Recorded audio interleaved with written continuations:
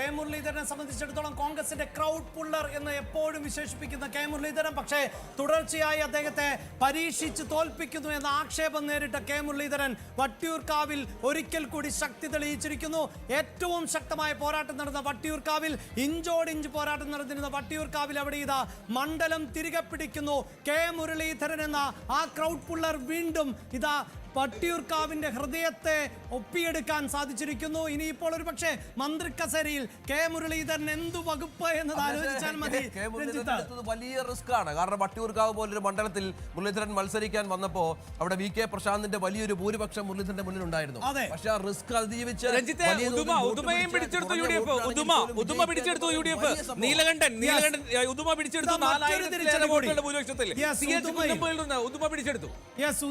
കൂടി ഇതാ വിജയക്കൊടി പാറിക്കുന്നു U D F എന്നതാണ്. അങ്ങനെ കോട്ടകൾ പിടിച്ചെടുക്കുന്നു എന്നതാണ്. തകർക്കാനാകാത്ത വിശ്വാസം പുലർത്തിയിരുന്ന ഇടതുപക്ഷത്തിന്റെ കോട്ടകൾ ഇപ്പോഴിതാ യു ഡി എഫ് ഓരോന്നായി പിഴുതെറിയുന്നു എന്നതാണ് ഇപ്പോൾ നമുക്ക് ദൃശ്യങ്ങളിൽ കാണാം. അത് തന്നെ സംഭവിക്കുന്നു.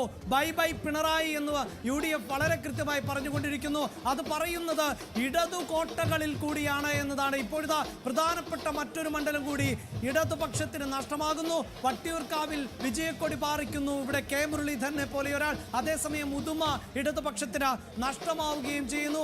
ഏറ്റവും പ്രബലർ, അതായത് യു ഡി എഫിന്റെ മുൻനിര താരങ്ങളെല്ലാം വിജയക്കൊടി പാറിച്ചിരിക്കുന്നു. ഇതുവരെ രഞ്ജിത്ത് റിപ്പോർട്ട് ചെയ്യുമ്പോൾ ഏതെങ്കിലും ഒരു കരുത്തിന് തോൽവി പിണഞ്ഞതായി നമുക്ക് മനസ്സിലാക്കാൻ സാധിക്കുന്നില്ല.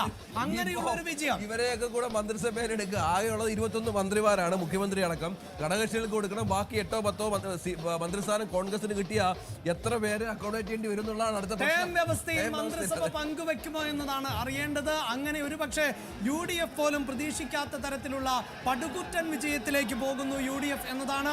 മുൻനിര താരങ്ങളെല്ലാം, അതായത് കെ മുരളീധരനെ സംബന്ധിച്ചിടത്തോളം പ്രധാനപ്പെട്ട ഒരു പരാതി നിലനിന്നിരുന്നത് തന്റെ മണ്ഡലത്തിൽ നിന്ന് വലിയൊരു ജയമാണ് അവിടെ കെ മുരളീധരൻ സ്വന്തമാക്കിയത്. നമുക്ക് തിരികെ കെ സി വേണുഗോപാലിലേക്ക് പോകാം. അദ്ദേഹം ആ ഉജ്ജ്വല ജയത്തിന്റെ പ്രതികരണം നൽകി. ഈ തെരഞ്ഞെടുപ്പ് കാണിക്കുന്നു. നമുക്കറിയാം കോൺഗ്രസിനകത്ത് നിന്നും ചില സുപ്രധാനമായ